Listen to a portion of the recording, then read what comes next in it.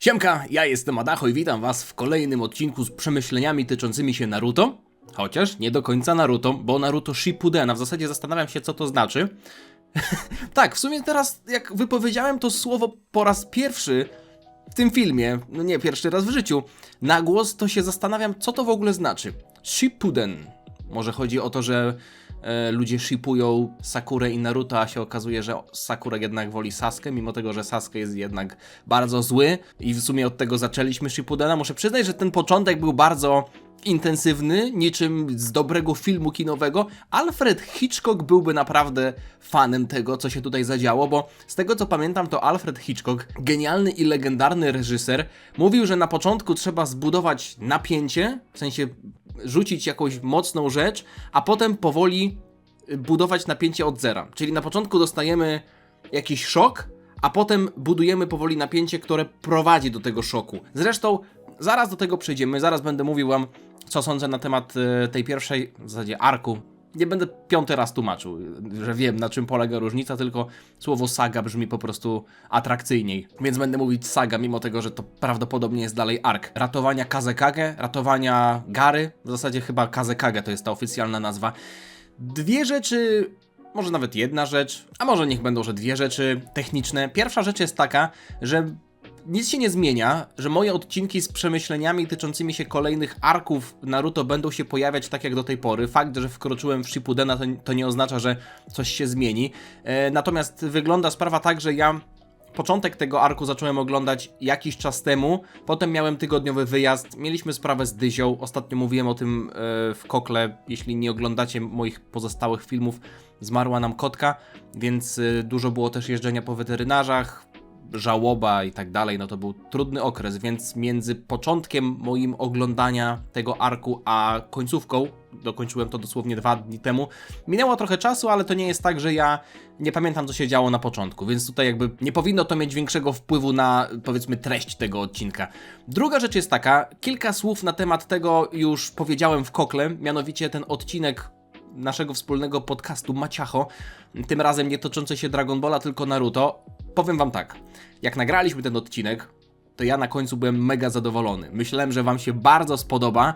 Wiedziałem, że Maciek ma swoje zdanie, ja mam swoje zdanie, ale mi się to bardzo dobrze nagrywało. W ogóle mi nie przeszkadzało mi to, że on tam puszcza jakieś spoilery i tak dalej. Szczerze, ja 95% tego zapomniałem już, więc byłem naprawdę najarany na puszczenie tego odcinka. On się opublikował podczas mojego wyjazdu, więc ja nie wiedziałem, jaka jest wasza reakcja, bo dopiero potem zobaczyłem, się okazało, że że wy w większości się z Maćkiem nie zgadzacie i ja z tym nie mam żadnego problemu, że się z nim nie zgadzacie. Ale dlaczego o tym mówię? Bo sporo osób po prostu go wyzywało. Miał kontrowersyjne opinie, zwłaszcza, że jestem po zakończeniu tego arku i już teraz w ciemno jestem w stanie powiedzieć, że to nie będzie najlepszy ark w Shippudenie, bo trudno byłoby naprawdę zrobić nudniejszy ark niż to, co widziałem na początku tego anime, ale były osoby, które go po prostu wyzywały od...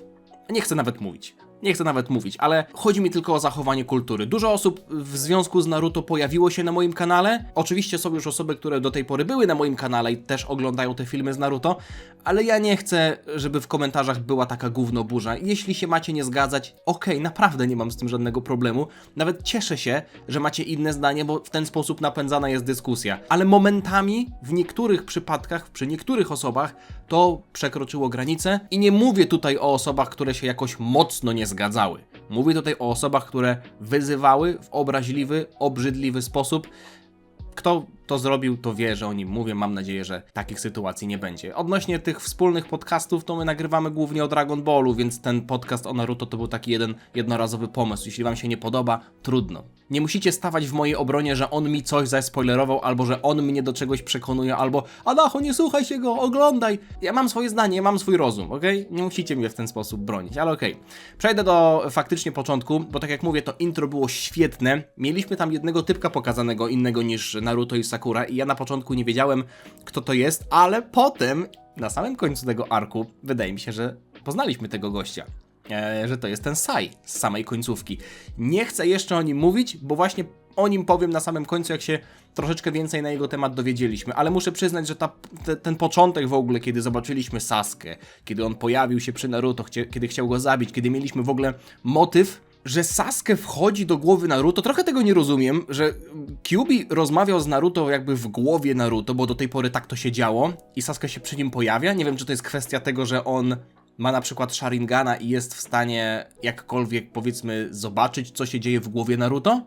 Może tak to działa, nie wiem, ale mimo wszystko to mnie bardzo nahypowało na dalszą część anime, nawet nie sagi, bo w sadze nie mieliśmy praktycznie w ogóle rozwinięcia tego całego wątku, ale podobało mi się to i padło też imię Madara Uchiha. Ja je znałem wcześniej, ale zapomniałem o nim, bo tak jak już kiedyś mówiłem, dużo osób sobie ustawia niki na YouTubie, tak jak nazywają się postacie w anime.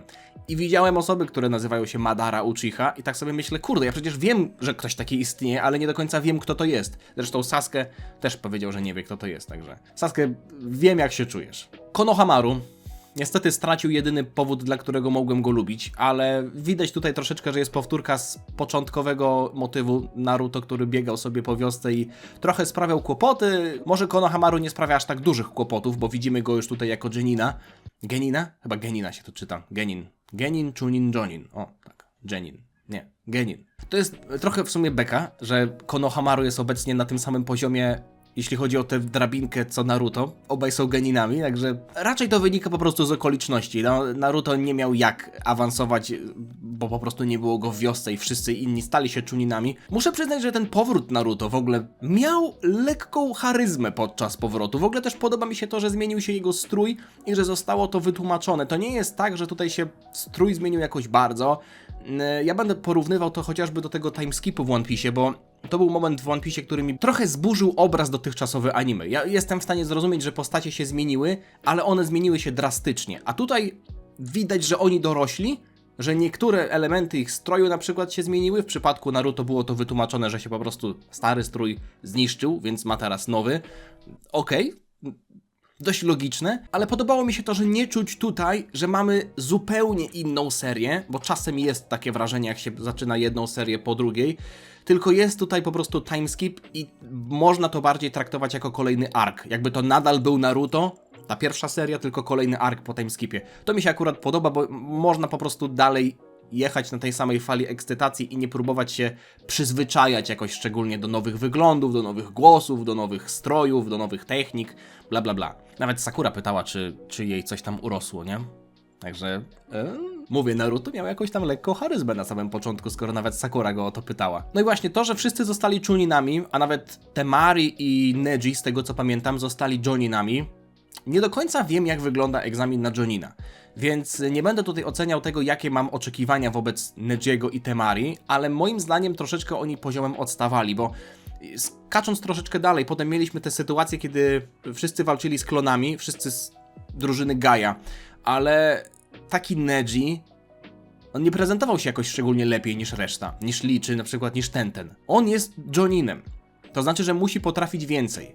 Jeśli w pierwszym Naruto tylko Shikamaru został Chuninem, a takie postacie jak Gaara, czy właśnie Neji, czy Sasuke nie zostali Chuninami, albo nie byli blisko tego, żeby zostać Chuninami, no to znaczy, że Shikamaru był w jakimś aspekcie znacznie lepszy. I to był ten aspekt, że on był w stanie przewodniczyć grupie.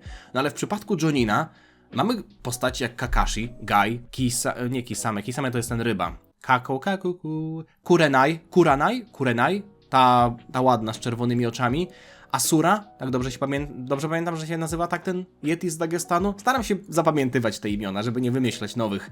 No to oni, wydaje mi się, że po prostu są lata świetlne przed Nejim, jeśli chodzi o poziom, więc no mamy Joninów i Joninów. Podobało mi się to, że mieliśmy informacje na temat tego, że wszyscy awansowali, że nawet Gaara stał się Kazekage, to już w ogóle było dla mnie mega fajne, bo z jednej strony to jest dziwne, że tam 2,5 roku temu czy 3 lata temu był jeszcze Geninem i nie został nawet Chuninem podczas egzaminu, a teraz jest Kazekage, czyli mamy no mega duży progres, ale w sumie dla postaci Gaary jest to po pierwsze zrozumiałe, po drugie potrzebne, bo ta saga, mimo tego, że Gaara był większość czasu nieobecny, bardzo mocno go rozbudowała. I Gaara oficjalnie jest postacią, którą lubię, co jest dla mnie szokujące, bo na początku nie przepadałem za nim. Zresztą tak samo jak za Itachim. Za Itachim nadal nie przepadam, nie? W sensie, że jest ciekawy, jest mocny, ale muszę się dowiedzieć na jego temat więcej. Potem mieliśmy wątek Jury, czyli tego zdrajcy z piasku. podobało mi się to, ten jeden szczegół tyczący się tego, że Jura, ten generał z Wioski Piasku, miał w głowie pieczęć, która sprawiała, że on tak naprawdę nie wiedział, że... Ja to tak zinterpretowałem, mam nadzieję, że się nie mylę. Że on nie wiedział, że jest zdrajcą. Że pewne myśli zostały mu do głowy wrzucone, więc on się zachowywał tak, jakby był lojalny wobec Wioski Piasku, ale w momencie, kiedy Sasori i Deidara przychodzili do wioski, to ta pieczęć została zdjęta. I wtedy on po prostu się zmienił, bo przypomniały mu się te jego prawdziwe motywy. Więc moim zdaniem to jest idealny motyw do tego, żeby wprowadzać zdrajców, jakichś szpiegów do innych wiosek, bo nawet jeśli oni byliby, powiedzmy, torturowani i chcieliby inni wyciągnąć od niego informacje, to on nie wiedziałby o tym. No bo to ma w głowie, chociaż można byłoby powiedzieć, że pewnie jakiś wyskilowany ninja znalazłby tę pieczęć i by zobaczyli, że on tak naprawdę jest zdrajcą. Ale mimo wszystko motyw mi się podobał. Mieliśmy trening z dzwoneczkami po latach. Na początku uznałem to za trochę sztampowe, bo mieliśmy powtórzenie tego samego motywu, ale w sumie jak chwilkę o tym pomyślałem, to stwierdziłem, że to mi się podoba. Po pierwsze, bo ekscytująca jest wizja tego, co też później zostało jakby już oficjalnie potwierdzone, że mamy drużynę Kakashiego, czyli Kakashi, Sakura i Naruto są na jednym poziomie. W sensie wiadomo, że Kakashi jest Joninem, a Naruto jest jeszcze Geninem. Nie mamy tutaj mistrza i uczniów, tylko ninja na równym poziomie, którzy stanowią jedną drużynę. To akurat mi się podoba, to jest ekscytująca wizja, ale też ten sam trening został, myślę, że wrzucony po to, żebyśmy mogli zobaczyć progres postaci. Wiadomo, że Kakashi też mógł się wzmocnić przez te lata, ale w sumie różnicę w poziomie mocy w przypadku Kakashiego widzieliśmy taką, że on na początku pierwszej serii sobie czytał książkę i nawet nie używał sharinganów, a tutaj nie mógł czytać książki i używał sharinganów, więc starał się na pewno bardziej. Będę może trochę skakał między tematami, ale to ze względu na to, że na przykład mieliśmy trening z dzwoneczkami, potem pokazali nam Deidarę, potem znowu trening z dzwoneczkami, więc łatwiej mi będzie w ten sposób mówić, bo o Deidarze parę słów. Dla mnie ta moc jego jest obrzydliwa trochę. Nie czuję się obrzydzony w takim sensie stricte, tylko że te dźwięki, jak on sobie żuje, jak ta jego dłoń, w zasadzie te jego usta na dłoni żują, to jest dla mnie trochę irytujące, dlatego że ja od zawsze nie lubiłem, jak ktoś mlaszcze i ciamka podczas jedzenia. I to mi się z tym kojarzy, podświadomie chyba troszeczkę, że okej, ja doceniam pomysł, elastyczność tej techniki, bo mamy technikę, której można użyć na wiele różnych sposobów, do ataku, ale też do defensywy, do latania, do przemieszczania się i tak dalej. Tyle, że sam fakt, że on bierze sobie glinę z kieszeni i te dłonie żują i wypluwają jakieś tam ptaszki czy inne zwierzątka, mam wrażenie, że Deidara sam nic nie robi. Ja wiem, że to jest jego moc, ale że on się wysługuje po prostu tymi zwierzątkami. Zwłaszcza to też było widoczne później, jak on po prostu latał na tych ptakach, uciekał. Te gliniane figurki coś robiły, a on sam nic nie robił. Więc Deidara w moich oczach nic nie pokazał. No i mówię, to mlaskanie. Nie siadła mi ta moc, przepraszam. Odnośnie siły Sakury. Spoko, jestem fanem tego, że ma jakąś tam, powiedzmy, rozwiniętą kontrolę czakry, zwłaszcza biorąc pod uwagę, że w tym była dobra od początku, co widzieliśmy chociażby przy tym treningu, kiedy się wspinali na drzewa. I w ten sposób to zostało rozwinięte. Ona jest w stanie uderzać w ten sposób pięścią, bo ma lepszą kontrolę nad czakrą, okej. Ale w sumie to wygląda śmiesznie, że Tsunade przez te 2,5 roku nauczyła ją mocno bić, mocno bić pięścią i w sumie, czy to nie jest taka trochę podstawowa umiejętność? Dlaczego na przykład Naruto i inni Chunini, koledzy Naruto, nie mogliby się tego nauczyć? Bo w sumie Sakura jest póki co taką postacią, która ma taką umiejętność unikalną, że właśnie mocno bije pięścią, nawet jak potem próbowali się przebić przez tę skałę, no to ona to uderzyła. Ale w sumie to nie jest aż tak chyba imponujące, takie unikatowe, jak na przykład Rasengan, nie?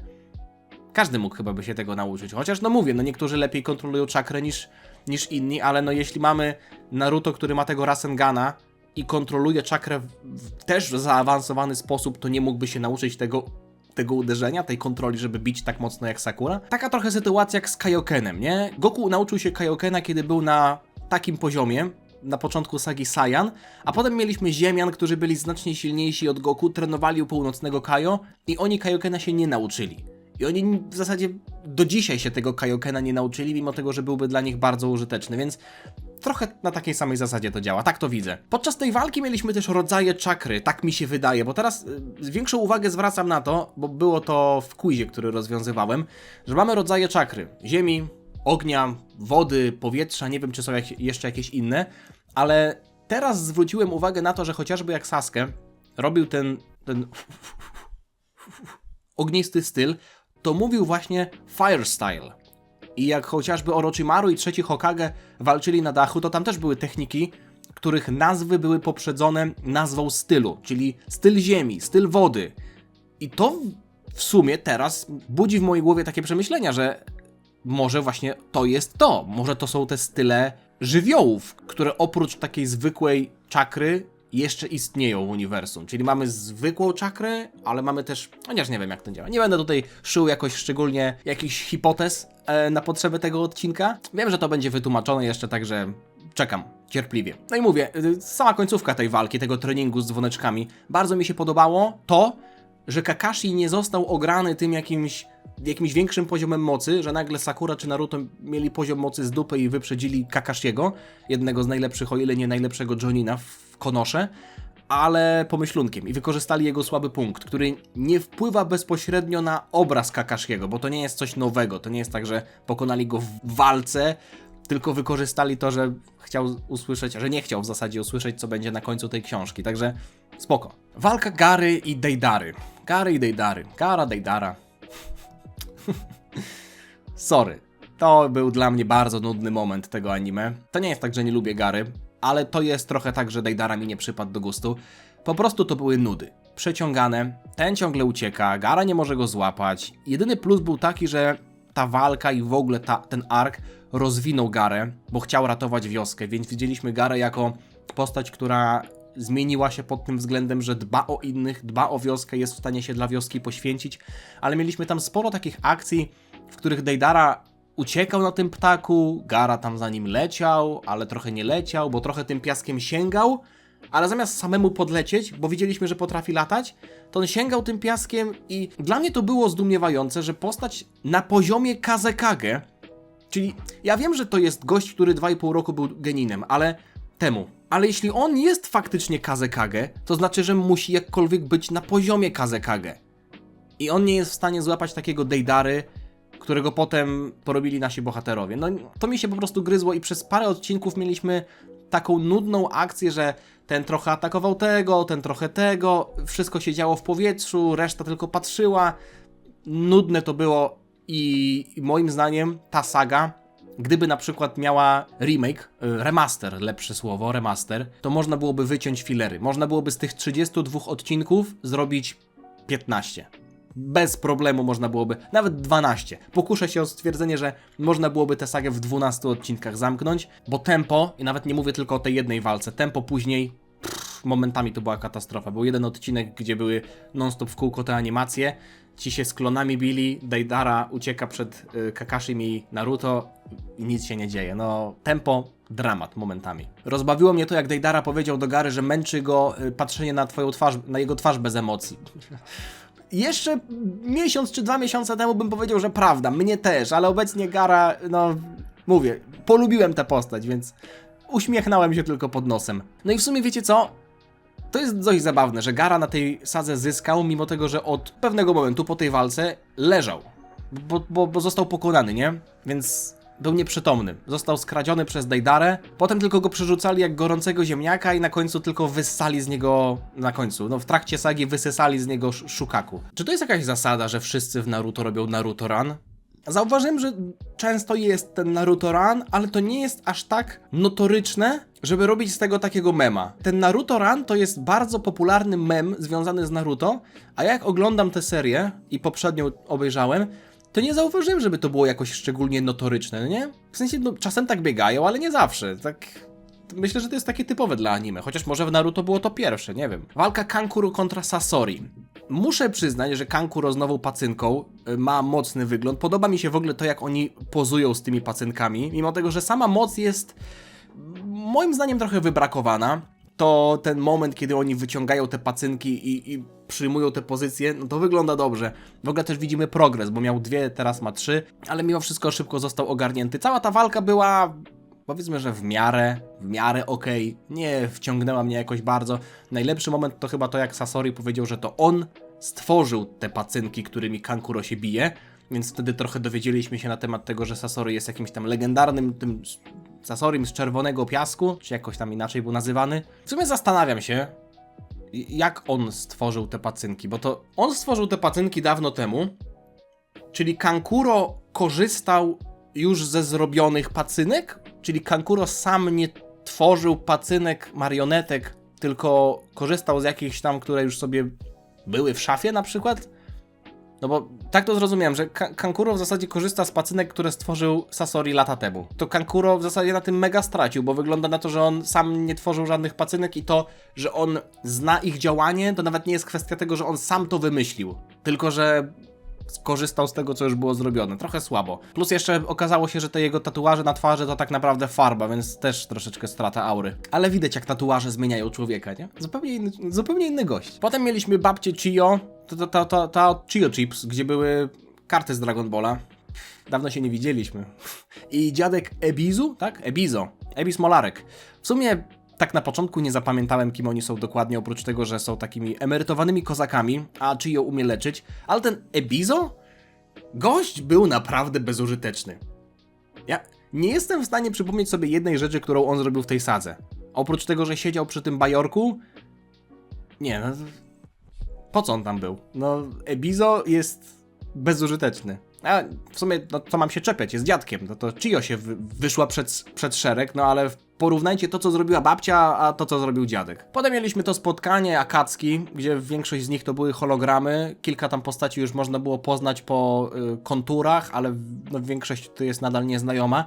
Powiem wam, że trochę jest to tajemnicze, bo mamy te ich imiona, mamy te hologramy, mamy te pierścienie, w ogóle to karmienie bestii. Zastanawiam się, na jakiej zasadzie działają te ich nazwy, bo niektórzy się tam nazywali tak jak kierunki geograficzne, północ, południe, wschód, zachód, niektórzy się nazywali Spirit, no nie? Tak jakoś w ogóle nie do pary, można powiedzieć, że te nazwy. I w sumie trochę wykroczę poza już te wydarzenia i pójdę do końca arku. Mieliśmy sytuację, kiedy pojawił się ten Tobin i on mówił, że może by dołączył do Akatsuki, czyli wygląda to tak, jakby ten pierścień, bo oni mają wszyscy pierścienie, był pewnego rodzaju symbolem, że oni są w tej organizacji i że jest ograniczona ilość miejsc i każde z tych miejsc ma przypisane właśnie jakieś kanji, czyli Spirit, East, West, South i tak dalej. Więc to nie jest tak, że oni sobie po prostu się zebrali i są, tylko zwalnia się jakieś miejsce i potem ktoś na to miejsce wchodzi i przejmuje jedno z tych kanji, co jest dość też zabawne, bo mamy 9 postaci, a palców na tym potworze jest 10, więc zastanawiam się, o co tutaj chodzi. 9 postaci, 9 tych bestii z ogonami. Odnośnie bestii z ogonami też miałem teorię, ale do tego zaraz przejdę. Mieliśmy lekki lore drop, że tak powiem. Lekkie upuszczenie historii Kakashiego. Troszeczkę się dowiedzieliśmy na jego temat, bo mieliśmy tego białego Kłakonochy, który kiedyś tam zabił syna babci Chiyo, czy coś takiego. Okazało się, że to jest ojciec Kakashiego, że tam brał udział w tej wielkiej wojnie. Na ten temat jeszcze nic nie wiadomo. W zasadzie to jest taka sama sytuacja, jak chociażby z tym incydentem God Valley w One Piece. Zostało wspomniane, a dowiedzieliśmy się o tym dopiero 20 lat później w naszym świecie. No i mówię, Sakura się mega przydała. Ja nie zakładam, że ona w każdej sadze będzie tak ważna, ale ja naprawdę jestem fanem jej rozwoju. Tego, w jaki sposób pomogła Kankuro. Nie wiem, no ja naprawdę nie jestem w stanie znaleźć negatywnej rzeczy tyczącej się Sakury, zwłaszcza w tym arku. Jeśli miałem ułożyć ranking postaci, które najbardziej mi się podobały, wiadomo, no Lee i Gaia musiałbym wyłączyć, bo oni są poza rankingiem jakimkolwiek, ale Sakura? Top 2? Może nawet top 1. Kozaczka. Mieliśmy potem walkę Kisame kontra drużyna Gaia. Podobało mi się to, jak Gai nie mógł sobie przypomnieć, kim jest Kisame, to było, nie wiem, no za każdym razem, jak są jakieś żarty związane z Gaiem, to jest gość, który cokolwiek by nie powiedział, to ja jestem zadowolony. Za każdym razem to mnie tak bawi. Jak na przykład Kisame wyciągnął miecz i Gai mówi, ten miecz to twoja broń. Neji mówi, że to można poznać po samym wyglądzie, ale Gai mówi, że ale jest różnica między wiedzeniem a naprawdę wiedzeniem. I Lee to wszystko zapisuje, nie? I się podnieca. Trafia to do mnie, to jest mój humor. Mieliśmy też walkę Itachiego z drużyną Kakashiego. Bardzo zainteresował mnie ten motyw, kiedy Kakashi powiedział do Itachiego, że twój wzrok też się bardzo pogorszył. Jak bardzo się pogorszył? A ten mówi, wiecie, że masaka, ty, Kakashi-san, coś ty. Czy ty też? I wtedy myślę, okej. Coś tam się będzie działo, ale teraz z perspektywy czasu domyślam się, że chodziło o Mangekyo Sharingana, bo Kakashi dalej w tym arku pokazał pierwszy raz Mangekyo Sharingana, czyli podejrzewam, że w tej scenie chodziło o to, że Kakashi wie, że skutkiem ubocznym, albo jednym ze skutków ubocznych używania Mangekyo Sharingana jest utrata wzroku. Albo jakiś tam tymczasowa może utrata wzroku. Więc mówiąc to do Itachiego, ten musiał wiedzieć, że Kakashi wie to z autopsji. No bo skąd miałby inaczej to wiedzieć? Więc wtedy pewnie domyślał się, że Kakashi też ma Mangekyo Sharingana. Tak to widzę. Ogólnie miałem hype na tę walkę.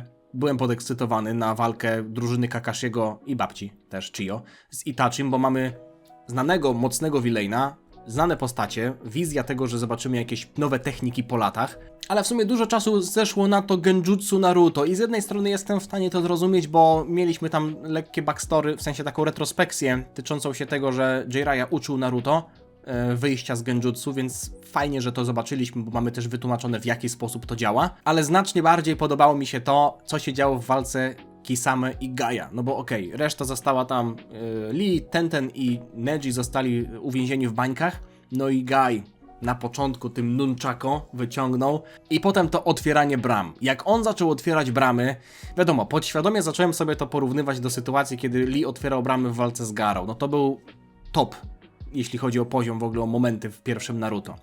Miałem duże oczekiwania, otworzył ich w ogóle 6, zamiast 5, Lee otworzył 5, ale kurde, muzyka była inna, to nie było do końca to samo, to była fajna scena, no jakby Gai zrobił tutaj mega dobrą robotę, ale to nie było to samo, to po prostu nie było to samo. Gdybym obejrzał sobie tę scenę z tym starym soundtrackiem, Ultimate Secrets, może jeszcze, bo ten soundtrack robi robotę, ale kurde, pierwszy raz jak Gai otwiera bramy w ogóle w anime i trochę zawód, także, może nie zawód, no nie aż tak dobrze, jak się spodziewałem, jakbym chciał. No i tak naprawdę, jeśli chodzi o Nejiego, zarzut mój w jego stronę, on jako Jonin przydał się tylko po to, żeby wypuścić ich z tej bańki wodnej techniką, którą w sumie znał już jako genin. Czyli to, że Neji jest Joninem, to w zasadzie nic nie dodało do historii. Nie dodało nawet do historii to, że jest Chuninem, że był Chuninem, więc nie widać było różnicy między Tentenem, Lee a Nejim. Powiedziałbym nawet, że Lee pod koniec walki z klonami zaimponował bardziej, chociaż to było trochę śmieszne, żenujące. Żenujące rozwiązanie, nie że żenujące Lee, ale do tego też przejdę. Mieliśmy chwilkę walki Kakashiego i Itachiego. Podobało mi się chyba najbardziej to, jak Itachi chciał złapać Kakashiego w genjutsu, ale złapał tak naprawdę jego klona.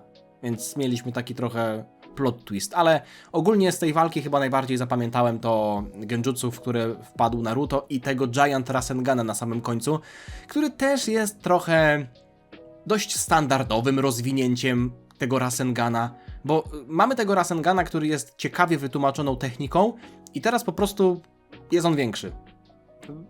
To jest taka sama sytuacja, jak Goku puszcza Kamehameha, a potem Super Kamehameha i nie wiadomo, na czym polega różnica, oprócz tego, że jest większe, nie? I pewnie silniejsze, ale okej, liczę na to, że będą jeszcze jakieś ciekawsze kombinacje niż po prostu Giant Rasengan. No i te ogonowe bestie.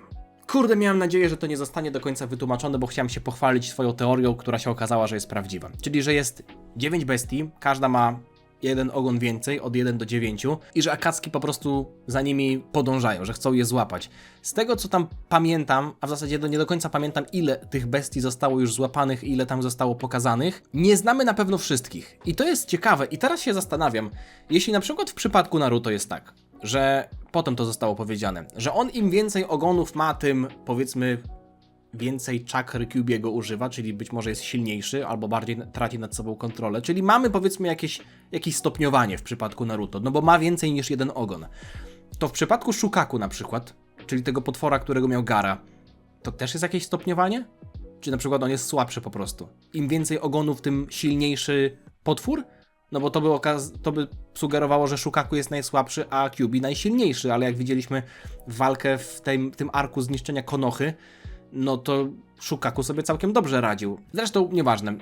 Jest też gość, który jest w miarę ciekawy. Ten taki człowiek rosiczka z Alter Ego. W połowie biały, w połowie czarny. Ten czarny też coś gada, ten biały też coś gada. Generalnie jest tak, że tam są chyba dwie osoby w jednym ciele. Też trochę tajemnicza postać. Do tej pory nie widzieliśmy za bardzo wiele na jego temat. Widzieliśmy tylko, jak się pojawia w niektórych miejscach i w zasadzie za wiele nie mówi, także czekam w sumie na niego, bo wygląda interesująco. No i mówię, Gaara. Gaara nawet zaczął być rysowany jakoś inaczej. Jak on, wiecie, Shukaku był wyciągany z niego i on tam umarł. Faktycznie on umarł. I widzieliśmy tę rozmowę Gaary z samym sobą w jego głowie. No można było z nim sympatyzować. Można było z nim sympatyzować. Był rysowany inaczej, był rysowany łagodniej. I można było zobaczyć w nim tragiczną postać, która cierpi, która nie zasługuje na to cierpienie i która po prostu chce odpokutować, więc cieszę się z tego powodu, bo to po prostu sprawia, że postać jest łatwiejsza do lubienia. Ten dziewięciooki potwór, z tego co naliczyłem, to on miał 9 oczu, którego przebudzali Akatsuki tą mocą Shukaku. Miałem też jakieś teorie na temat tego potwora, że może wiecie, oni muszą znaleźć 9 bestii, żeby każda bestia otworzyła jedno oko i wtedy na samym końcu obudzi się wielki potwór, który będzie miał moce wszystkich potworów, ale wtedy kto by go pokonał? No nie wiem, czy ktoś by był w stanie pokonać takiego kozaka, ale potem wyglądało tak, że te oczy się po prostu wszystkie otwierają. Nie wiem, co to jest. No mówię, tajemnice, ale zastanawiam się w zasadzie, jaki cel mają Akatsuki. No bo wygląda to tak, jakby oni niekoniecznie chcieli tę moc dla siebie, tylko dla kogoś. Być może dla ich szefa. Potem mieliśmy ten wątek z barierą w lesie, w 5 różnych miejscach. No Neji się przydał, ale tak jak mówię, Byakugana on miał od zawsze. To nie jest kwestia tego, że stał się Joninem, więc ten wątek był na początku całkiem fajny, ale potem się okazało, że to jest po prostu taki zabieg fabularny, żeby reszta drużyny była gdzieś daleko zamknięta i miała tam swoją akcję, i żeby nie pomagali Sakurze, Naruto i Kakashiemu. Lee i Guy z odsłoniętymi uszami to jest, moi drodzy, nieskończona aura. Jeszcze jak Lee wydzierał się do mikrofonu, no ja tak kocham tę postać. Mówię, te dwie postacie, Lee zwłaszcza, jak oni coś robią, ja mogę to chłonąć. To jest takie życiowe w sumie, jak on się wydzierał do mikrofonu i ten mu mówiła, żeby ściszył mikro. No jak ktoś grał w podstawówce albo w gimnazjum z kolegami w CS-a na jakimś TS-ie i były te mikrofony ze szkolnej biblioteki, mówię, to jest życiowe. To jest ogarnij mikro, nie? Ogarnij mikro. Mimo wszystko, najlepsza scena z całej sagi, i mówię to nieironicznie, najlepsza scena, numer 1 z całej sagi, to jest burczący Guy, który zachęcał do wspólnego okrzyku na początek misji. No, ja się uśmiałem, naprawdę. Neji nie chciał, potem mieliśmy ten błysk zęba, okrzyk pełna mocy, młodości i jeszcze Naruto chciał to powtórzyć ze swoją drużyną. No zajebiste to było. No i tak, te walki. Drużyna Gaia z klonami. Ja nic na ten temat nie powiem. To był dla mnie chamski motyw w fabule, żeby zatrzymać drużynę Gaia w miejscu, bo przejdę nawet do końcówki tej walki. Co to miało być, że Lee w pewnym momencie mówi, a w zasadzie to chyba Neji zauważył, że te klony bazują na ich ówczesnym wyglądzie i ówczesnej sile. Czyli w momencie zdjęcia pieczęci zostali oni skopiowani i te klony się nie zmieniają i się nie męczą. Więc Lee mówi, no to musimy być silniejsi niż byliśmy wtedy. Wiecie, jakie są moje 2 problemy z tym? Po pierwsze, oni byli już wtedy bardzo zmęczeni, więc gdyby wpadli na to na samym początku, jeszcze kiedy mieli siły, okej, może, to jest anime, ale drugi mój problem jest taki, że sam pomysł jest tak banalny, tak nudny, tak sztampowy, jest wręcz, to nie jest wytłumaczenie dla mnie. To wytłumaczenie, to nie jest dla mnie wytłumaczenie, że oni muszą stać się silniejsi niż ich wersje sprzed tam paru minut. I Neji odpala jakieś tam dodatkowe diagramy, ten więcej żelastwa rzuca, a Lee nakurwia mocniej taijutsu. To nie można było tak od razu? Co to w ogóle jest? I oni mówią, no tak! Musimy być silniejsi! To jest, nie wiem, Bardock i Gas, to jest mistrzostwo świata przy tym, nie? Bardock tak samo. Z Gasa, nie będę wam mówił, ale okej, fajnie, że Lee na to wpadł, ale kurwa, co to było? Kakashi i Naruto też gonili Deidarę przez jakieś 6 odcinków. Nudziłem się bardzo aż do momentu, kiedy Kakashi zaczął pokazywać Mangekyo Sharingana. To też trochę trwało.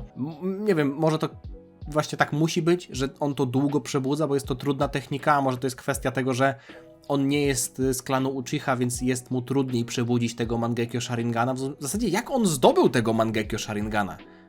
Czy to jest kwestia tego, że skopiował go od Itachiego? Że jest copy ninja, no nie? Że skopiował Mangekyo Sharingana? Może o to tutaj chodzi, ale kurde, jak on go pokazał, ja sobie myślę, kurwa, Kakashi, ty potrafisz wszystko. Ja na początku patrzyłem na Kakashiego jako na postać, która zostanie w pewnym momencie prześcignięta. Gdzieś już tam parę sak wcześniej. Ale on coraz silniejszy się robi. Imponuje mi. No i walka Sakury z Chiyo. Znaczy w zasadzie i Chiyo z Sasorim. Świetne motywy, zwłaszcza jak Sakura była marionetką babci Chiyo. Ten punch wzmocniony, super kombinacje. Bardzo mi się podobało to, jak się ze sobą dopełniały. W ogóle Sasori to młody chłopek. I w momencie, kiedy on się zupełnie zmienił, wiecie, miał inny wygląd, inną posturę, inny głos, trochę trudno było mi w głowie to sobie poukładać w taki sposób, że widzieliśmy jedną postać Sasoriego i potem drugiego Sasoriego i trudno mi było powiązać to w głowie, w sensie ja wiem, że to jest ta sama postać, a że to była tylko powłoka, ale ten Sasori, ten większy, który walczył z Kankuro, był bardziej imponujący niż ten młody chłopek. Myślę, że właśnie ze względu na wygląd, chociaż muszę przyznać, że jak Sasori, wiecie, robi te pozycje, bodajże wtedy z trzecim Kazekage, no te pozycje, jak oni mają te marionetki, za każdym razem to mi się podoba. Za każdym razem, mimo tego, że same te techniki z marionetkami, to nie jest jakiś tam mój ulubiony motyw, ale jak oni przyjmują te pozycje bojowe, Sakura, mówię, kozak totalny. Na początku nawet już nie mówię o tym uleczeniu Kankuro, ale ta walka, jak się uwolniła z tego dymu trującego tym granatem. Potem akcja, jak udawała Greka i zniszczyła pacynkę Sasoriego. I jeszcze nawet jak się poświęciła za babcię, to było trochę głupie akurat, no bo babcia to tam już jest, powiedzmy, jedną nogą w grobie, a Sakura młoda i prężna, ale przeżyła. Mieliśmy wątek z tą szczepionką. Kurde, no MVP.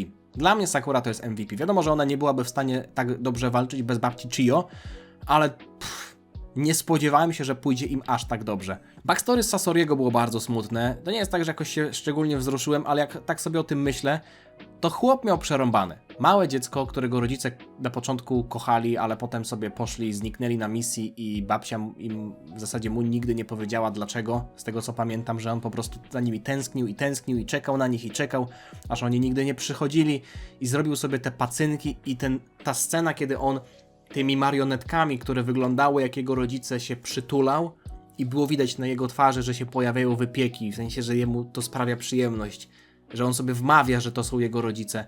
Naprawdę bardzo przykro się to oglądało, zwłaszcza ta końcówka z ich walki, kiedy on został przedziurawiony przez marionetki, które wyglądały jak jego rodzice. Tragiczna postać i pod tym względem podobała mi się ona chyba bardziej niż ten pierwszy Sasori, niż ten duży Sasori, że tak powiem, bo miała więcej historii po prostu i więcej twarzy, mimo tego, że tamten wyglądał na groźniejszego. Wracając do tego Mangekyo Sharingana i Kakashiego, ta technika, gdzie Kakashi odpalił jakąś dziurę w czasoprzestrzeni i urwał Deidarze rękę, wow! Nie widziałem jeszcze, żeby ktoś otwierał jakąś dziurę w czasoprzestrzeni w tym anime, ale jest to imponujące i tak w sumie myślę, to wyglądało jak naprawdę potężna technika, ale tam zostało wspomniane, że on otwiera inny wymiar. Nawet była scena, kiedy on wybuch schował do innego wymiaru. Czyli to nie jest tak, że on to znika, gdzieś to po prostu wyparowuje, tylko że jest to gdzieś wysłane. Tak to rozumiem.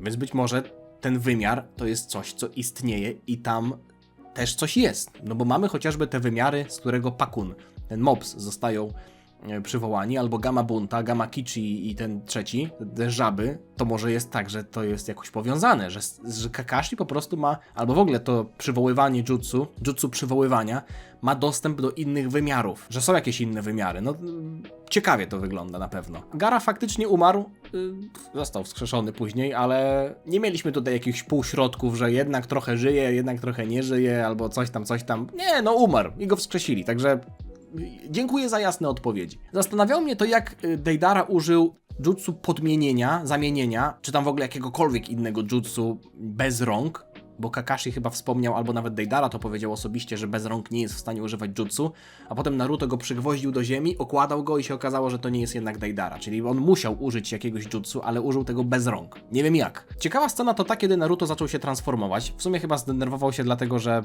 jednak Deidara mu uciekł i mieliśmy właśnie tę dalszą transformację. Wyglądało to nieco inaczej niż do tej pory transformacje Naruto. Też wątek oczywiście pojawił się tego, że to jest, że im więcej ogonów się pojawi, tym jest gorzej. Taka aura Kyuubiego, tak bym to chyba, taki płaszcz Kyuubiego zostało to w ten sposób nazwane. Ale najbardziej mnie zastanawiało to, że Naruto w tym czasie miał klony. I główne ciało Naruto się zmieniało, transformowało się, traciło nad sobą kontrolę, a klony zachowywały się tak, jakby były dalej Naruto i mówiły, aj, to gorące, aj, a potem jak Kakashi nakleił mu tę naklejkę na czoło, ciekaw jestem, czy ona jest wielorazowego użytku, to było zabawne, nakleił mu nalepkę na czoło, to te klony mówią, ale ulga, uratowany jestem. Czyli to były myśli Naruto, które on pokazał poprzez swoje klony, ale jego główne ciało było opanowywane przez Kyuubiego. Ciekawa zależność, nie? Że się transformował mając stworzone klony, ale tylko główne ciało się transformowało. Jestem ciekaw, jak Deidara sobie wsadził tego kunaja w mordę bez rąk, ale to taki mały szczegół. No i wskrzeszenie kosztem życia. Było powiedziane, że tylko babcia to umie. I zastanawiam się, czy w sumie to jest prawda, no bo przypadkiem Orochimaru nie miał czegoś podobnego? Generalnie ta technika, no to jest jakieś tam chyba zakazane jutsu, ale wydaje mi się, że to nie jest tak, że tylko babcia to potrafi robić. Poza tym to jest taki motyw fabularny, wskrzeszenie kosztem czyjegoś życia, że wątpię, żeby to się potem w przyszłości nie pojawiło. Ale okej, F na czacie dla babci. Babcia Chiyo zrobiła dobrze. Zastanawiałem się w sumie, czy można zrobić tak, że jak ona wpuszcza swoją czakrę do ciała kogoś, kto jest wskrzeszany, to można tej osobie wykonującej tę technikę, czyli babci, przekazać czakrę i ona moją czakrę przekaże do kogoś, więc nie zużyje swojej, albo zużyje tylko trochę swojej i trochę kogoś, więc tak naprawdę nie umrze. I potem Naruto przekazał jej tę czakrę, ale babcia i tak odeszła, więc wygląda na to, że to może jest kwestia tego, że ona musi przekazać czakrę, ale niezależnie od tego, czyją czakrę przekazuje, to po prostu wykonujący tę technikę umiera. Tak to widzę. No i tak, mieliśmy Deidarę, który szukał pierścienia, więc wygląda na to, że ten pierścień jest jakimś przypieczętowaniem tego, że jest się w Akatsuki. No i mieliśmy postać Tobiego, czyli gościa, który ma maskę taką jak Fuzji nosi, Fuzjonek. Fuzji jakiś czas temu do mnie napisał prywatną wiadomość, żebym pod żadnym pozorem nie googlował postaci Tobiego. Nie wiem dlaczego, może zobaczę potem jego prawdziwą twarz, nic nie googlowałem, może chodziło o to, że zobaczę, że ma taką maskę jak on. Wygląda to na ciekawą postać, bo jest po stronie złych, ale jednocześnie zachowuje się trochę dziwacznie, jak taki trochę dzieciak infantylny albo naiwny. Także czekam na rozwinięcie. Podobało mi się to, jak Gaara i Naruto uścisnęli dłoń. Mówię, Gaara już tutaj jest... Odpokutował. Tak, większość sagi był martwy, ale odpokutował. Gaara jest gitem. Potrzebujemy cię w naszym składzie. Jeden z kolejnych ulubionych momentów to jak Guy wziął Kakashiego na plecy i potem Lee przełożył plecak na brzuch i chciał Nejiego wziąć na plecy. Neji! No i na sam koniec pojawił się ten Sai. I ja tak połączyłem kropki, mówię, ja pierniczę. Dostał imię specjalne na misję, czyli taki pseudonim. Uczył się, jak się uśmiechać, żeby zyskać, powiedzmy, zaufanie ludzi, jakoś tam zagaić do ludzi. I był w tych pierwszych odcinkach, kiedy Sakura, Naruto szukali Sasuke. To jest jakiś zdrajca. I ja już z tego, co pamiętam, to on się pojawił też na początku kolejnego arku w Konosze i tam trochę się bił z naszymi, ale on miał znaczek Konochy na czole. Nie wiem, o co tu chodzi, ale wydaje mi się, że on może być jakimś zdrajcą, który wejdzie w szeregi naszych bohaterów, niby będzie im pomagał, a na końcu zdradzi, bo współpracuje z Akatsuki czy z kimkolwiek innym. Chociaż on jest tak budowany, jakby był zły, a może się okaże, że jest dobry, ale pokazaliby go teraz w pierwszych odcinkach, jak on jest po naszej stronie, jakby on faktycznie miał być po naszej stronie. Nie wiem, ciekawe. Ale jestem zadowolony, więc jeśli wy też jesteście zadowoleni, to możecie zostawić lajka. Dzięki wam za oglądanie. Miłego dnia wam życzę. Czekam na wasze komentarze. Oczywiście zachęcam do tego, żeby mi nie spoilerować bezpośrednio w komentarzach. Jeśli ja zadaję jakieś pytanie, to niekoniecznie chcę usłyszeć od was odpowiedź. Po prostu przekazuję wam to, w jaki sposób rozumuję. Nad jakimi rzeczami się zastanawiam obecnie. Chyba że coś na przykład było w sadze, a mi umknęło i to nie jest spoiler, to jak najbardziej możecie mi wytłumaczyć. Dzięki za całą aktywność, dzięki jeszcze raz za oglądanie, miłego dnia wam życzę, trzymajcie się, na razie, cześć. Dziana.